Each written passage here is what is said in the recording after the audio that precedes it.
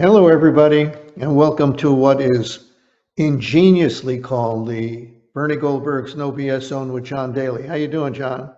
I'm good. How about you, Bernie? Uh, I have a back problem, but that's not for today. Just about every poll, let's start out with the election, which is less than 2 weeks off. Okay.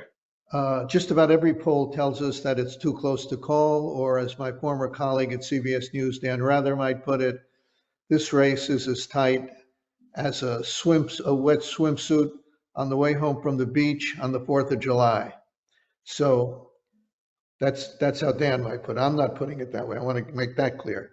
Anyway, Trump is leading, according to some polls, in every battleground state. And it's too close to call, obviously, but it's close enough to make Kamala Harris worry because you don't want to be on that end of the poll. Uh, and then there's one reason, the black vote. Black votes have been the backbone of the Democratic coalition historically. Black men especially have, according to the polls again, have moved from the Democratic Party to Donald Trump. One poll has Donald Trump picking up 20%. Doesn't sound like a lot, but it's a very big number. 20% of the black male vote, likely voters.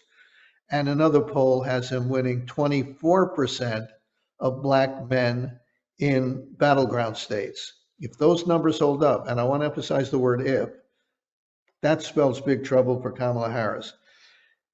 Let me say this, John. If Donald Trump loses, it won't be because of enthusiasm for Kamala Harris. It'll be because he sabotaged his own campaign. He goes to Detroit in a battleground state that's very important, Michigan, and he says pretty much Detroit is a dump. In Detroit, he's saying that. Now, there are two things wrong with that. One, you don't go to a city and call it a dump in that city, okay? The other thing is, Detroit is not a dump anymore. Detroit has really made a comeback over the years. The second thing, and this is really stupid, he goes to another rally and he says that the people arrested on January 6th are like the Japanese Americans interned during World War II. If you know anything about what America did to those Japanese Americans during World War II, simply because they were Asian, they didn't lock up Germans and we fought the Germans in World War II. They didn't lock up the Italians and we fought them. They locked up Japanese Americans. To compare them with the thugs who got arrested on January 6th it's beyond stupid. Uh, there is some potentially good news for Kamala Harris. The economy is always important.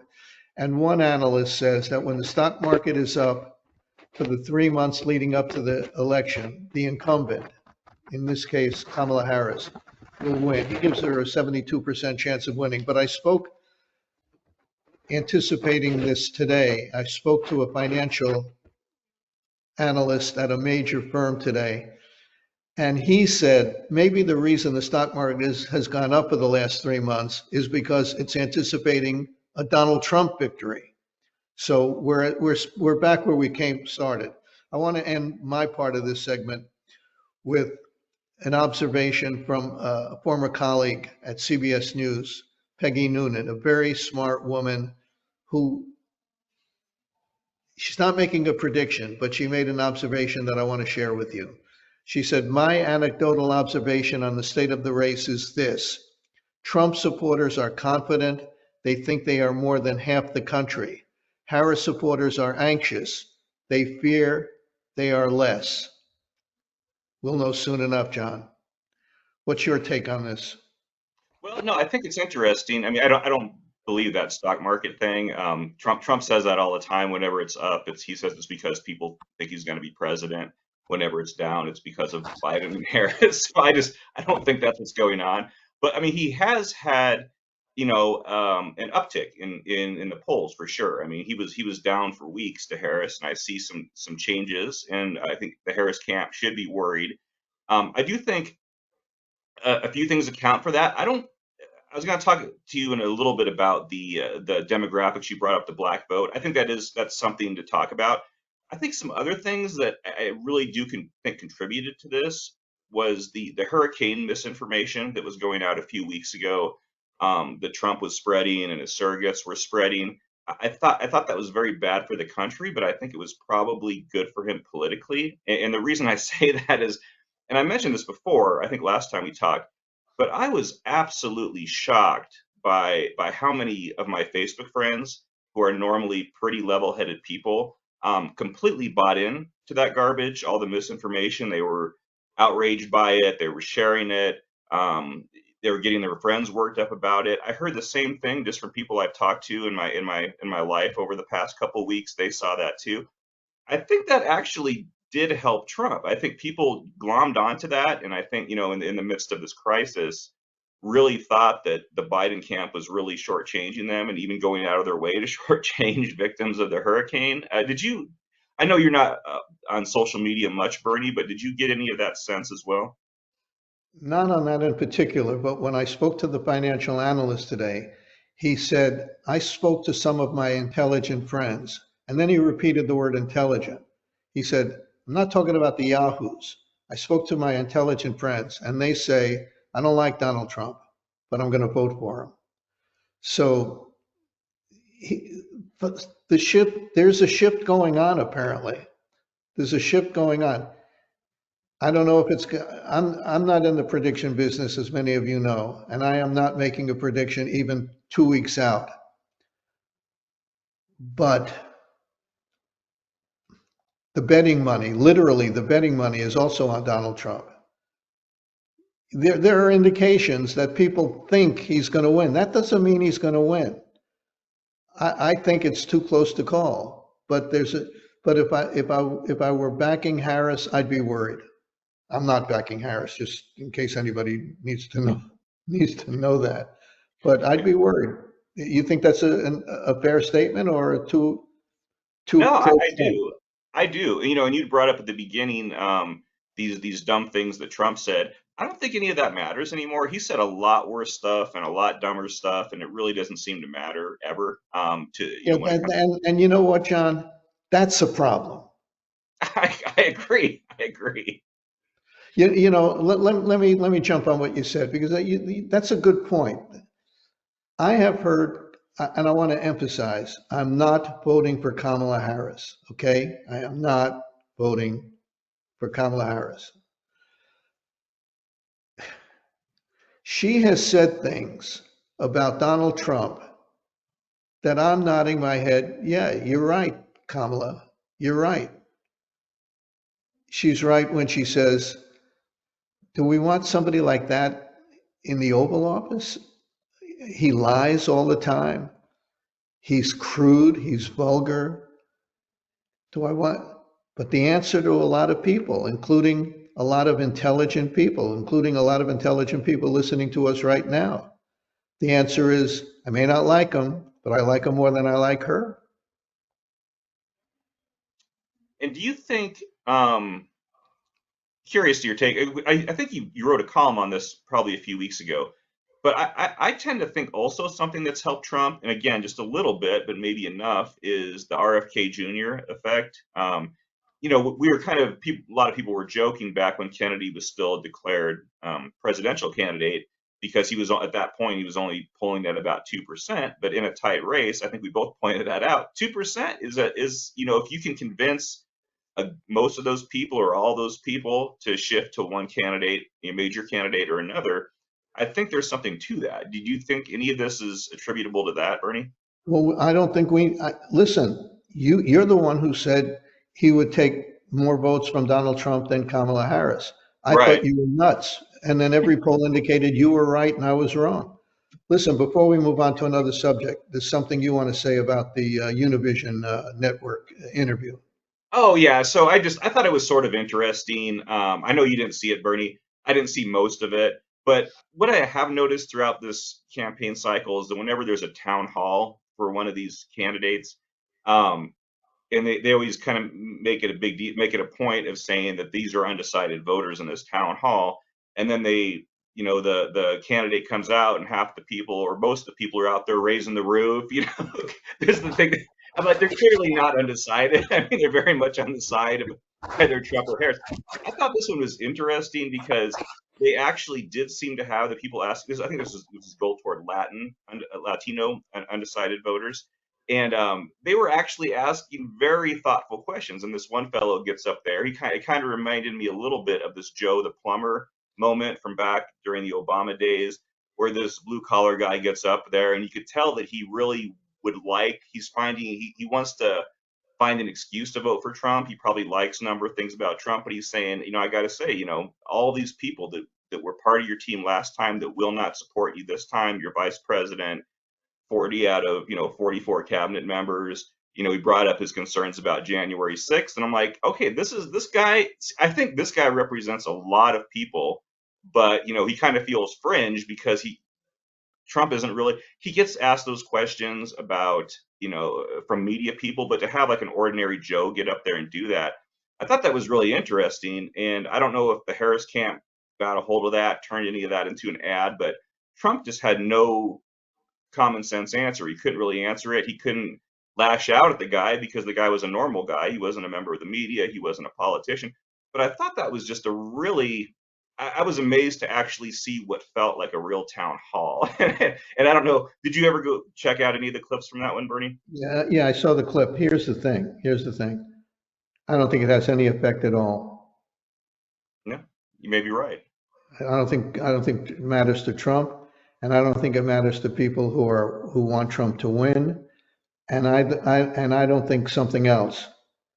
The undecided voters, I don't think there are any undecided voters now.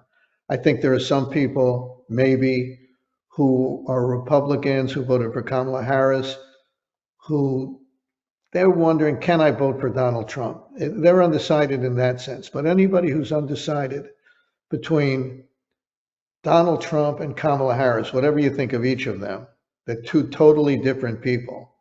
If they're still undecided, they shouldn't be able to drive a car or cut steak with a knife or anything like it. Come on. There are no undecided voters. And I don't think that guy, as sensible as he was, as respectful as he was, and Donald Trump's answer, which was as non-answer as it was, I don't think it matters. I don't think anything matters at this point. I think it's locked in. What do you think about Let me just say this. I think it's locked in unless somebody does something so outrageous that you and I can't even come up with it as a joke, then it might matter. But otherwise, I think it's locked in. what do you think about the possibility that Nikki Haley voters, as we call them during the primaries, are still very conflicted on this? I thought it was sort of interesting that Kamala Harris has been out there campaigning with Liz Cheney, who clearly I think appeals to some of that Nikki Haley vote, if not all of it. And in the meantime, on the other side, Nikki Haley is basically telling Donald Trump, "Hey, I'll campaign for you. I'll go out there." And he's been saying, "No, I don't want you. I don't want you part of that."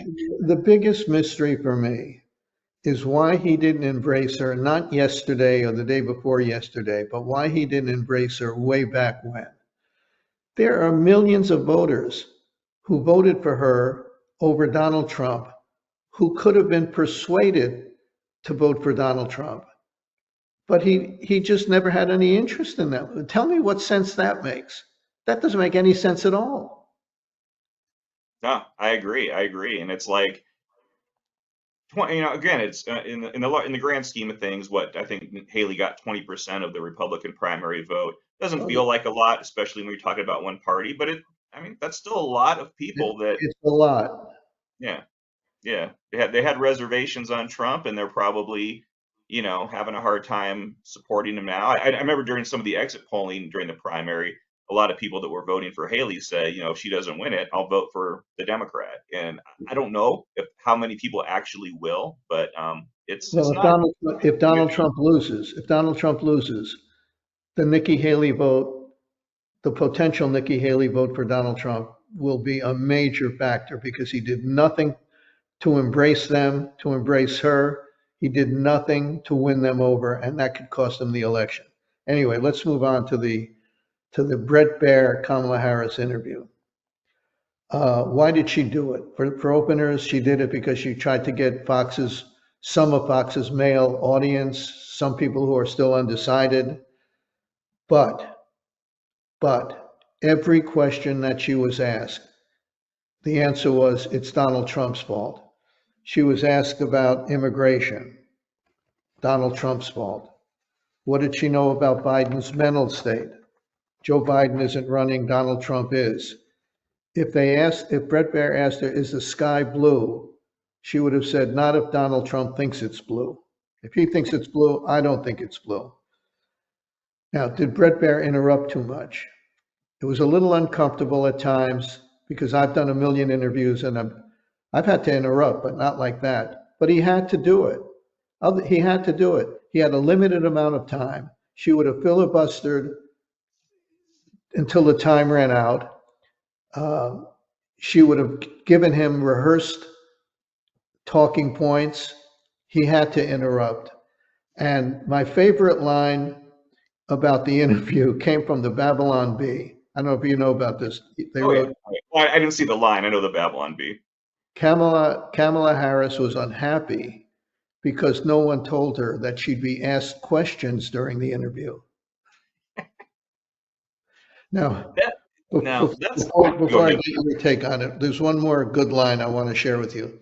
At the Al Smith charity dinner in New York, Trump had a good line among many, many that were needlessly partisan, given the nature of the event. You don't do partisan stuff there, but he did, as is Donald Trump's way. But he did have a good line, and some of you may have heard this already. Even if you have, you'll get a laugh again, I think. He said, we have someone in the White House who can barely talk, barely put together two coherent sentences, who seems to have mental faculties of a child. It's a person who has nothing going, no intelligence whatsoever. But enough about Kamala Harris. That's a good line. You don't Yeah, have to I, like I Donald. You agree. don't have to like Donald Trump. That's a good line. What are your thoughts, John, about the interview? No, I mean I agree with you. It wasn't so much the interruptions from Bear that I thought were notable. He was very aggressive, which again I think the questions were sort of aggressive, but I think they were also largely fair. And I don't think her answers, which were mostly non-answers, were very satisfying. I did think she had one really strong moment during the interview, which I think was a very bad moment for Bret Baier. Actually, it was the question where Bret basically asked her if 50% of the electorate is stupid for supporting Donald Trump. I always think that's a weird question. I've seen interviewers do that. I suppose it's a fair one, but it always strikes me as kind of weird. But I think she answered it very well by shooting down the premise and pivoting to Trump's repeated comments about the enemy within that he's been putting out there lately. But then at that point, I thought this was really weird that Brett cut her off to show this clip of Donald Trump, not of him saying the words, which he actually did, and he said it a number of times, and he wasn't talking about illegal immigrants as some of the people have tried to clean up, but um, showed him basically denying that he had said them. And then they go back to Harris, and I thought she was actually right to call him out, and hit back and say, "That's not what I'm talking about. You just, showed a complete. Basically, it was a way out of. It felt like an out for Trump. He had said these things. She called him out on it, and here's Brett sort of trying to shoot it down. What did you think about that exchange, Bernie? I'm going to bore the audience for 15 seconds. Uh, we had no internet, no electricity, no water during a lot of what you're talking about. So I only heard about it. I didn't see it. Oh, okay. Well, I thought it was what was Actually, interesting. Go go ahead. ahead.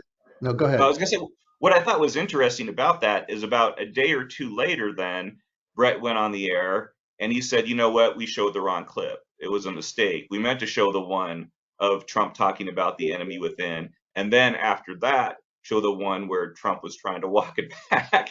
And I probably have higher regard for Brett Baier than I do 90% of the people who work at Fox. But That's a I low bar. honestly, That's a low what was bar, that? John. Bret Baier? No, for everybody else working at Fox. Oh yeah, oh, I got you. No, it is a low bar. That's right. But that said, as someone who does respect Bret Baier, I don't believe that was a mistake. Or at least I have a lot of trouble believing that because if it was, I think he would have said so the moment it happened when they came back and Kamala Harris started talking, or maybe even at the end of the segment. But he waited like a day or two before ever coming out and saying, "Well, this is," after he'd gotten all this criticism about it. So I thought that was interesting. Well, when you're doing a live interview, a live to tape in this case, which is essentially a live interview, you can't be perfect. The wrong tape comes up, which isn't your fault. Somebody, your producer, queued up the wrong tape, the wrong answer, and it's hard to think very quickly and say that's not the tape I was expecting. Maybe he should have cleared it up the very next day, but no big deal as far as I'm concerned. But I understand your point. Now you have an idea, John, about the best and worst case scenarios after the results of the election are in, correct? Yeah, yeah. I wrote about it a little bit in one of our Q&As, but so one thing, and you and I think have always rejected this idea that if one, regardless of who wins, America is not over. America will not be destroyed. You know, it's not the end of the world. But I do think there's something to be said. The Republican Party I think and I don't like making political predictions, but I've seen the numbers, I've listened to the analysts. I think it's a certainty that Republicans are going to win back the Senate this time, a majority. I think the only question is how big of a majority it'll be. But either way, if Harris wins, if Trump wins, I think you're going to have a Republican majority. So I think if Harris wins, all these things that her critics are worried, a lot of these things that her critics are worried about, her past support of funding transgender operations and all that stuff, none of that stuff's going to go anywhere because the GOP Senate will be there to block that down. And so I don't think Harris, and I thought this was the same thing with Biden when he first won, because I thought we were going to end up with a Republican Senate majority, but we didn't because of a bunch of things. But um, I don't think Harris can do the things if she wins that the right is ideologically concerned about. What do you think about that, Bernie? Say that last part again. I don't think so. All of these past comments Harris has made, these past things she supported, like the ideological left Yeah, yeah. stuff, I don't think she can get any of that done. No, no, no, That's she can't. No, no, you're right. You're absolutely right. But if you're talking about best case and worst case scenarios, let me offer my 2 cents. The best case scenario is whoever loses graciously concedes and wishes the winner all the best. That said, I can't see Donald Trump being gracious. It's not in his DNA. I think he'll whine if he loses that the election was rigged. By the way, if she loses, we're going to hear about racism and sexism. So I don't see this ending one way or the other. Uh, and I don't see, if Trump wins, I don't see Kamala Harris really meaning it if she wished him well. I think she might mouth the words, but I don't think she'd really mean it. You can call me cynical, but I think I'm being realistic on that. Anything else, John, before we move on to the final thought that I yeah. have for our Yeah, viewers? well, you brought up, and I can cut this out later if this goes too long, but I did want to ask you about this. I don't think we had mentioned it prior to going live, but you brought up the whole thing about sexism and racism. There were, you wrote on your Monday piece about the gender gap that exists with the presidential candidates. People Yeah, should definitely go read that. And you got some subscriber comments to it that I thought were pretty interesting because I think they touched on something. So I'll just read a couple and kind of get yeah, your go ahead. thoughts on these. So Scott K, I won't say anybody's last name on here, but he said, for many men, regardless of race, the thought of a giggling, cackling, and nonsensical word salad prone Valley Girl type at the helm of anything is a bridge too far.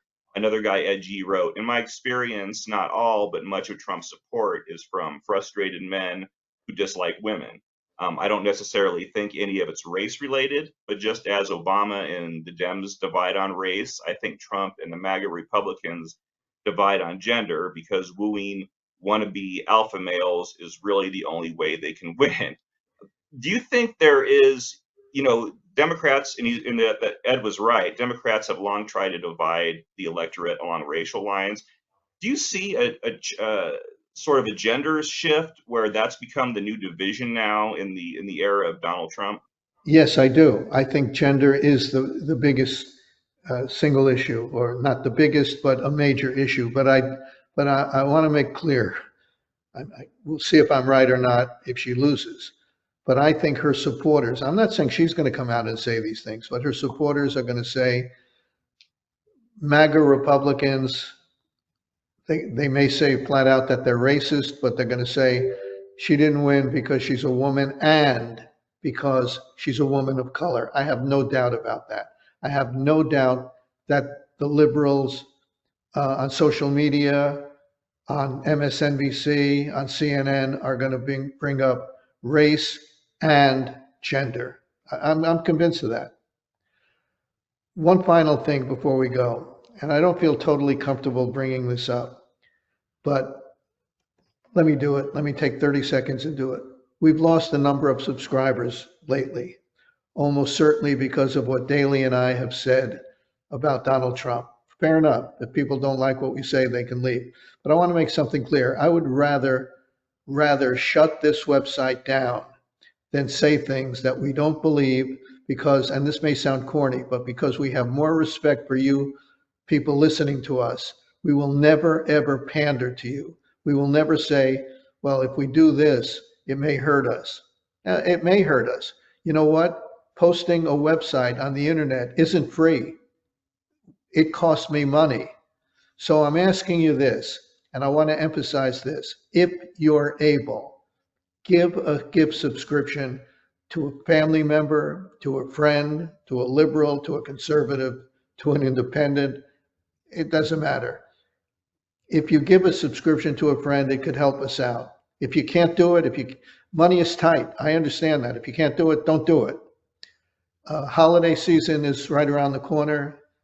A subscription to this website might be a good idea. John could tell you how to do that before we go. But again, this is if you can do it. If you can, we'd appreciate it. That's all I want to say. Yeah, I will put a link in there in the show notes that'll be both on the video version and the audio podcast versions for people to get a gift subscription if they like. So I'll make it easy on everybody. Any thoughts on the content of what I just said? No, I think that's true. I mean, so people may not know my history with Bernie, where it started. I was a commenter on the website many, many years ago. And the reason I was always coming to Bernie's website was because I would see him, I would watch him go on Fox News. I would watch you go on Fox News, Bernie, and say things that would sometimes piss off the right, and you would call things down the center, and that's what I admired about you. I thought that it showed integrity. You would even sort of criticize some of the Fox anchors at the time back when that was tolerated, when it was tolerated to speak out against the right if you're, a person of the right. And that was where a lot of the value that I get from you came from, was I knew you were someone of integrity. And as time has gone on, our politics have gotten more tribal. So people get really upset when you criticize, if you're supposed to be someone on the right, which you and I both are, when we criticize the right or criticize now, in this case, Donald Trump, that torques people, and they don't want to hear it. They think that, if I want criticism of Trump, I can go to MSNBC and get that. I think we're much more nuanced than what you're going to find on MSNBC. I think we're much more, we care about what we put out there. We're not just slamming Trump using any weapon in sight. I think our criticisms are legitimate. So I get why people these days, they don't like hearing that, but I think we're here to tell you what we think. We try to be honest, we try to be fair, and we're not here to entertain people. We're here to tell you what we think. Daley and I are conservatives. Let's get that straight. The reason I criticize Donald Trump is because I think he's almost a unique candidate. He's not Mitt Romney, he's not John McCain, he's not George Bush, he's not Ronald Reagan. He's not like anybody else. And he's so out of the mainstream, in my view, and I think in John's view, that he warrants comment. This is not, to those who think because we say that we're quote unquote two liberal hacks. No, no. And John, just one mind, I appreciate all you said about me. That means a lot to me. But neither of us are down the center. We're not centrists. We're on the right. Donald Trump makes it difficult to be on the right all the time. Anyway, that's it for this. I don't know how we came up with the name Bernie Goldberg's No BS Zone, but there you go with John Daly, the very important John Daly. But that's it for this week. We'll see you around. I guess we'll see you around right after the election. I think that's right. Okay, bye-bye. Yeah. Thanks, everybody.